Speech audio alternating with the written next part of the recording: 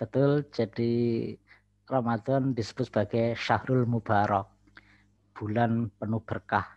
Berkah artinya bertambahnya rasa bahagia dan kebaikan. Maka mari kita tebar kebaikan dan kebahagiaan di bulan Ramadan ini. Sekalipun kita mencegah makan minum dari terbit fajar sampai terbenam matahari, tetapi tidak mengurangi produktivitas kita, tidak mengurangi semangat kerja kita, tidak mengurangi aktivitas sehari-hari kita. Tetap produktif di bulan Ramadan dan insya Allah memberi berkah kepada kita semua. Maka selamat berpuasa Ramadan, beribadah bulan Ramadan. Mudah-mudahan kita memperoleh berkah dari Allah Subhanahu wa taala. Terima kasih. Wassalamualaikum warahmatullahi wabarakatuh. Rasa takut terjadi bukan karena kenyataan yang terjadi, tapi karena bayangan di pikiran pada apa yang akan terjadi. Makasih ya. Melihat sekali lebih baik daripada mendengar ratusan kali. Mempraktekkan sekali lebih baik daripada melihat ratusan kali. Bukan mimpimu yang harus mengecil. Kemampuan dan keberanianmu yang harus membesar. Berani memulai hal baru, yakini segenap kemampuanmu. Awali mimpi besarmu, awali usahamu dengan mengajukan kredit usaha rakyat sekarang juga. Jamkrindo, solusi UMKMK menuju sukses. Saya percaya. Saya bisa.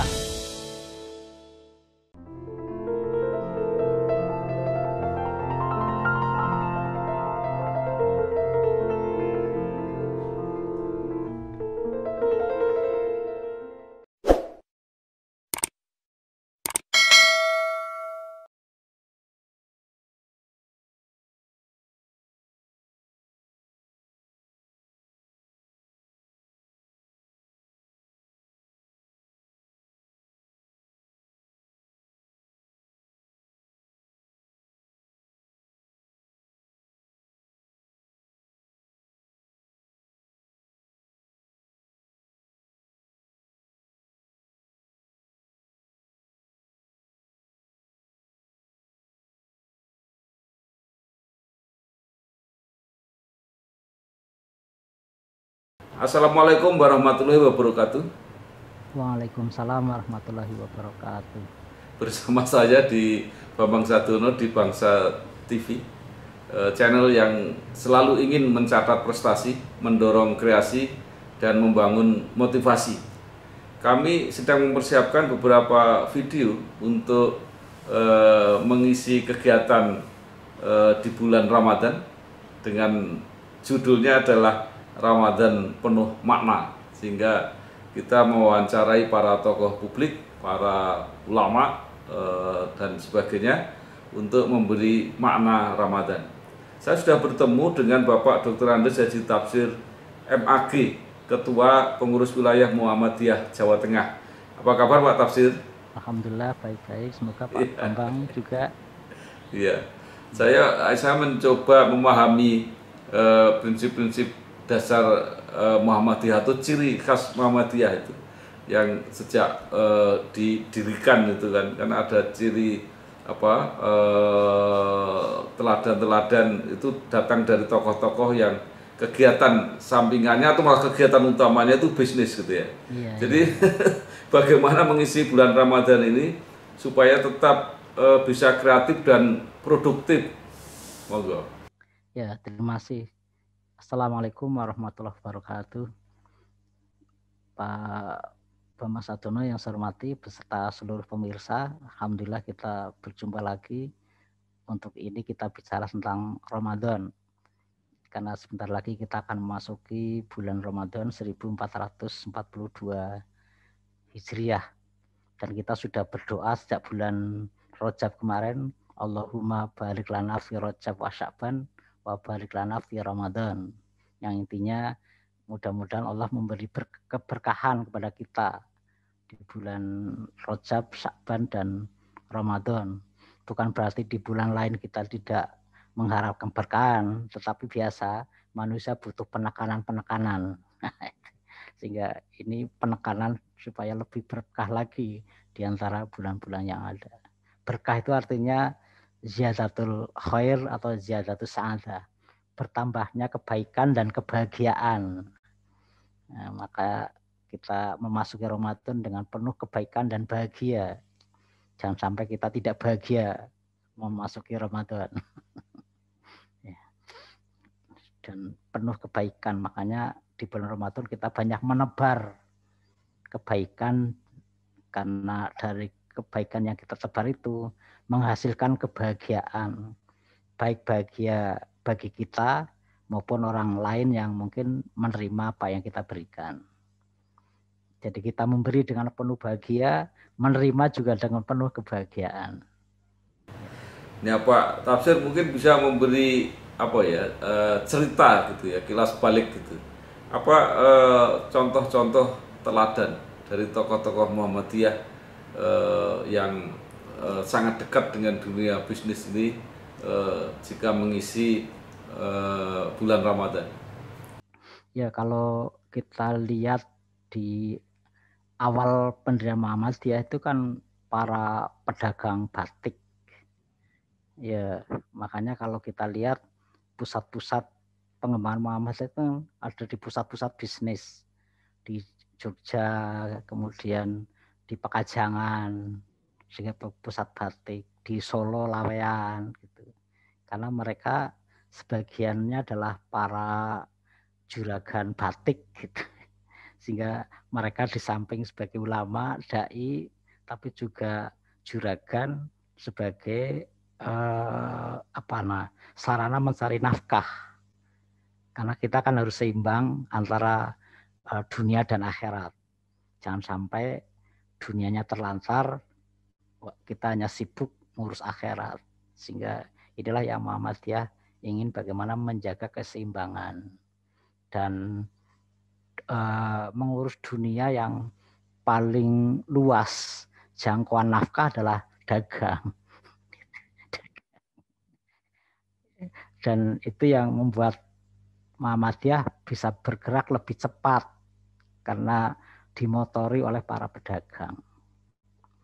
Walaupun perkembangannya sekarang berbalik menjadi banyak di tangan-tangan para PNS gitu ya. Kaum priayi. Ya, ini perkembangan sejarah yang tidak bisa dielakkan gitu. Walaupun sekarang sudah mulai kesadaran baru, munculnya gairah ekonomi di Muhammadiyah. Sehingga sekarang sedang muncul ungkapan kita membangun pilar ketiga setelah pendidikan dan kesehatan, sekarang merintis pilar ketiga yakni ekonomi.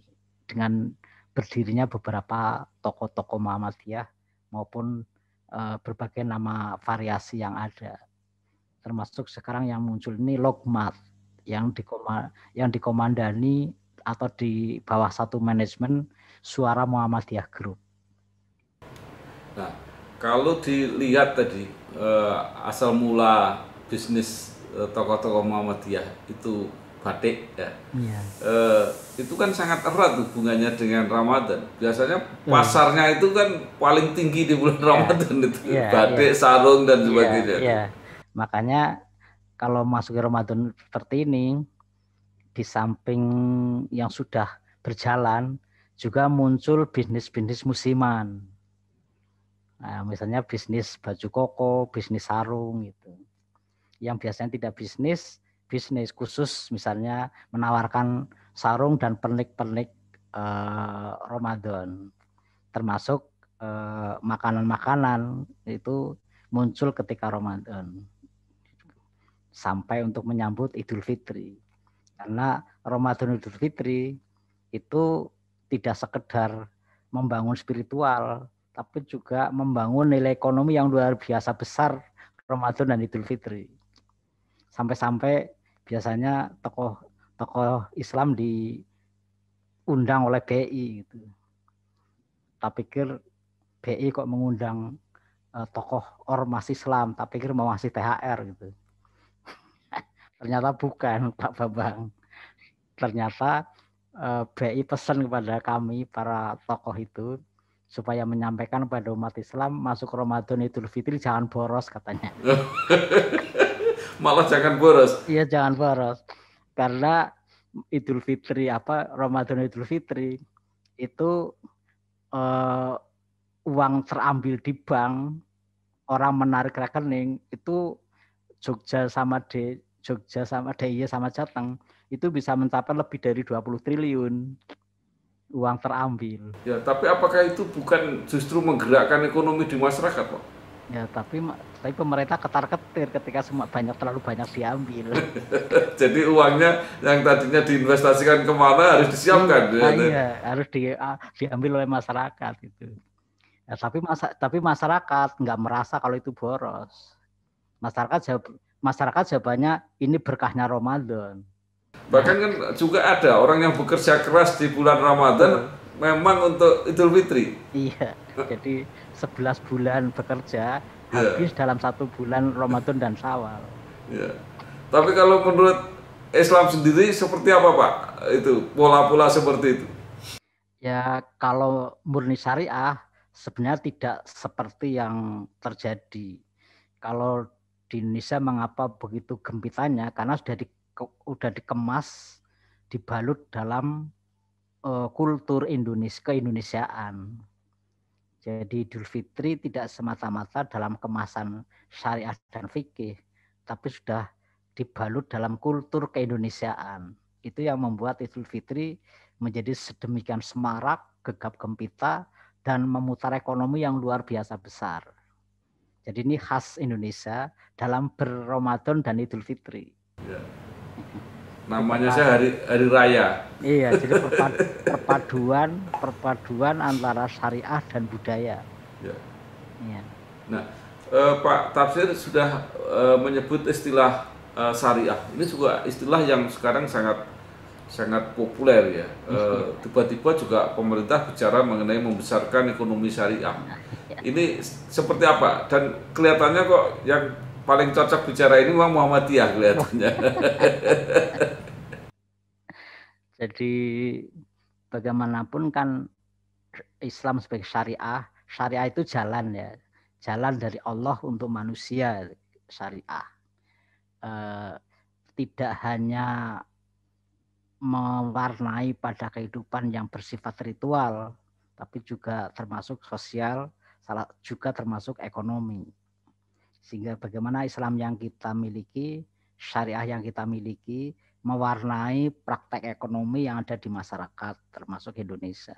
Nah ini yang belum sepenuhnya terjadi dan ini seperti ada kesadaran baru. Selama ini Islam syariah itu seolah-olah hanya berkutat di masjid, berkutat di pesantren. Nah sekarang bagaimana akan berekspansi pada implementasi yang lebih konkret, lebih luas pada kehidupan manusia secara umum. Salah satunya pada ekonomi. Sehingga muncul ekonomi syariah. Ekonomi yang berdasarkan pada prinsip-prinsip syariah. Ya. Nah, kalau Pak Tafsir perhatikan gitu, itu praktek ekonomi di Indonesia ini sudah berapa persen yang syariah? Masih sangat kecil. Jadi kalau laporan OJK, Otoritas Jasa Keuangan, literasi masyarakat terhadap perbankan syariah atau ekonomi syariah aja itu baru 9%. Jadi masih sangat kecil. Jadi tingkat literasi masyarakat terhadap ekonomi syariah baru kisaran 9%. Jadi masih sangat kecil. Begitu juga market share ya. Market share ekonomi syariah seperti perbankan syariah juga masih hanya kisaran 8%. Jadi sangat kecil. Masih butuh perjuangan yang luar biasa. Dan kalau saya ketemu dengan para bankir, para direktur perbankan, memang salah satu yang telah menjadi andalan dan konkret itu memang Muhammadiyah dengan kampus rumah sakitnya yang di sana perputaran uang sangat besar. Jadi pembiayaan kalau pembiayaan itu istilah syariah ya. Kalau di konven kredit gitu ya. Pak Tafsir, saya pernah mewawancarai ya perbankan BMT itu, yang kelihatannya itu kan arahnya syariah, tetapi ternyata prakteknya setelah saya telusuri itu persis seperti BPR itu. Ya, karena memang tidak mudah merumuskan ekonomi syariah. Kenapa tidak mudah? Karena Quran dan hadis atau sunnah sebagai landasan syariah itu selalu bicara pada level kualitatif. Misalnya adil, baik. Tapi begitu sampai bisnis kan mesti bicara angka. Lah, merumuskan sesuatu yang kualitatif menjadi kuantitatif ini yang tidak mudah. Nah, betul. Jadi misalnya sulit. Kalau syariah itu kan bagi hasil. Iya. Tapi setelah saya tanya, pinjaman tetap aja pakai jaminan. Jadi itu ya, di BMT itu. Iya. Jadi memang belum, namanya juga ini masih ijtihad, upaya ulama untuk bagaimana merumuskan, sehingga sampai sekarang belum sepenuhnya sempurna, tetapi masih diupayakan terus-menerus. Pak Tafsir, bulan Ramadan juga biasanya digunakan atau orang-orang memanfaatkan untuk pengumpulan amal ya, dana, apakah zakat, infak, sedekah dan sebagainya. Apakah menurut pengalaman memang jumlah terbesar itu bisa terkoleksi pada bulan Ramadan? Betul. Jadi walaupun zakat mal itu ukurannya haul, tahun, dimulai ketika dia memiliki harta, tapi prakteknya orang ramai-ramai melakukan zakat mal itu di bulan Ramadan. Walaupun sebenarnya itu tidak harus pada bulan Ramadan. Demikian juga orang beramal, misalnya ke panti asuhan maupun yang lain, itu konsentrasinya pada Ramadan. Fakta di lapangan, misalnya di panti asuhan yang pernah saya kelola, kekurangan 11 bulan di bulan Ramadan itu bisa ditutup oleh infak yang masuk pada bulan Ramadan. Jadi memang jomplang jauh. Jadi semuanya ramai-ramai dialihkan ke Ramadan. Kenapa semuanya dialihkan ke Ramadan? Karena pahalanya berlipat ganda. Itu aja. Jadi motivasinya motivasi spiritual. Ya. Sekarang yang menarik juga negara mulai tertarik untuk mengelola atau memanfaatkan dana zakat ini. Ya. Saya berbicara dengan Wakil Menteri Agama Pak Zainud Tauhid. Beliau mengatakan potensinya besar sekali Pak, katanya. Ya, tetapi yang masuk itu mungkin belum ada 10%-nya. Ya. Nah, itu memang betul seperti itu Pak. Jadi mungkin kita lebih baik berhenti dulu bicara potensi. Karena gede banget tapi prakteknya kecil gitu kan. Nah, makanya saya sering udahlah jangan bicara potensi lah, udah paham gitu. Sekarang bicara realisasi saja gitu. Nah, maka kita bersyukur mulai ada kesadaran baru. Masyarakat berzakat. Sehingga kemudian pemerintah pun membuat regulasi bahwa yang berhak mengelola zakat itu ya badan yang sudah berbadan hukum resmi dari negara. Dalam hal ini Kementerian Agama, sehingga Muhammadiyah punya lazismu yang sudah berbadan hukum, dan target tahun 2021 kita adalah 95 miliar.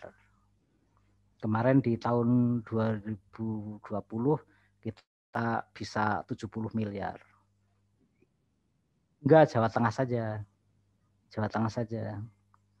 Sehingga jadi itu 70 miliar itu akumulasi se-Jawa Tengah di antara berbagai provinsi. Nah, 2021 kita tingkatkan, target kita adalah 95 miliar. Nah, kalau yang sudah dikelola oleh lembaga kemasyarakatan di luar pemerintah ini apakah maksudnya pemerintah itu nanti ikut mengelola atau seperti apa, Pak? Pengawasan.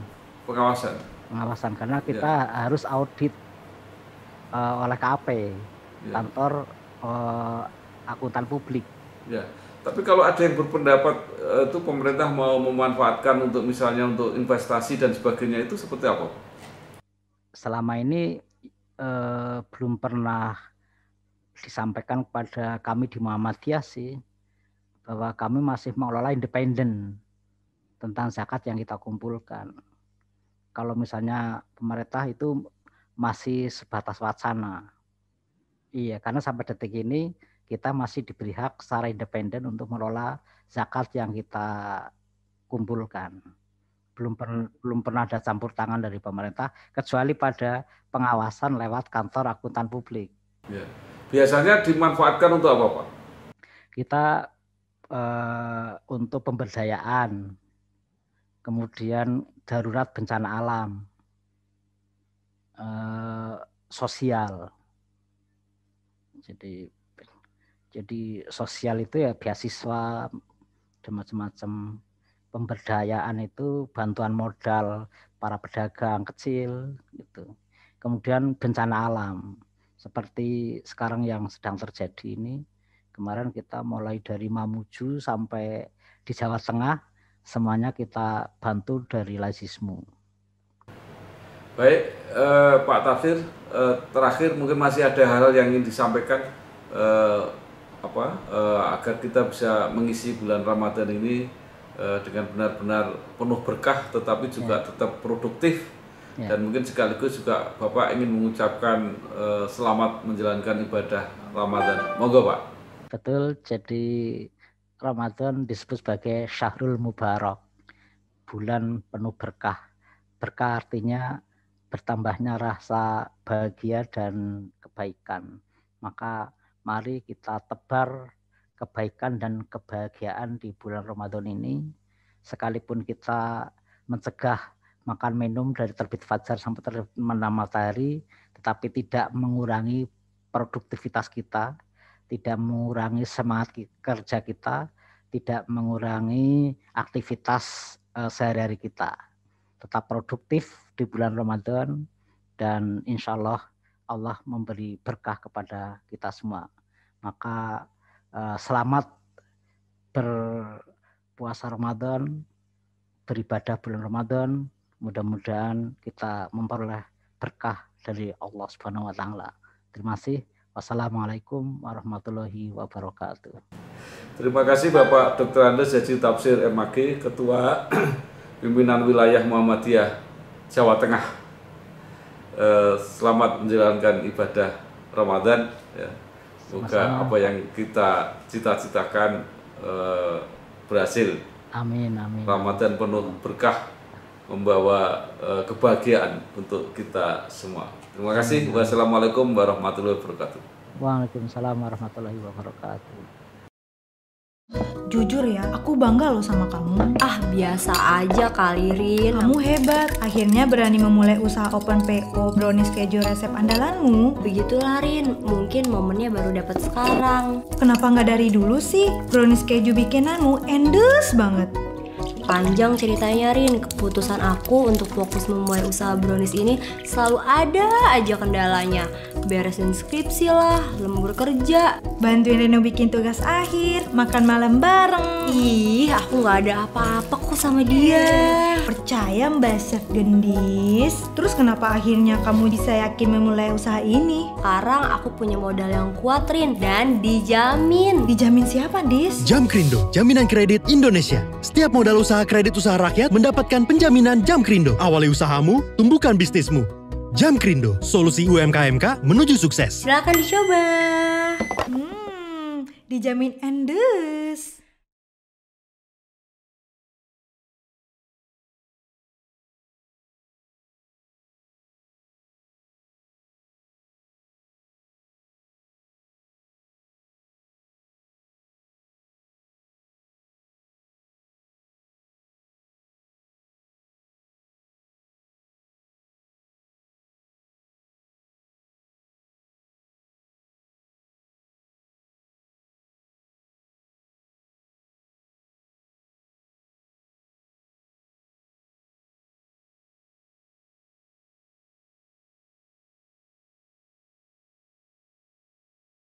Kepada seluruh kaum muslimin, muslimat, dimanapun berada, saya sudah tentu selaku Rektor Universitas Muhammadiyah Semarang, selamat menunaikan ibadah bulan suci Ramadan, ibadah puasa, dan dengan rangkaian seluruh ibadahnya, mudah-mudahan kita semua selalu dalam lindungan Allah Subhanahu wa taala, diselamatkan oleh Allah Subhanahu wa taala dari wabah corona, dan senantiasa terjaga iman dan takwa kita. Assalamualaikum warahmatullahi wabarakatuh.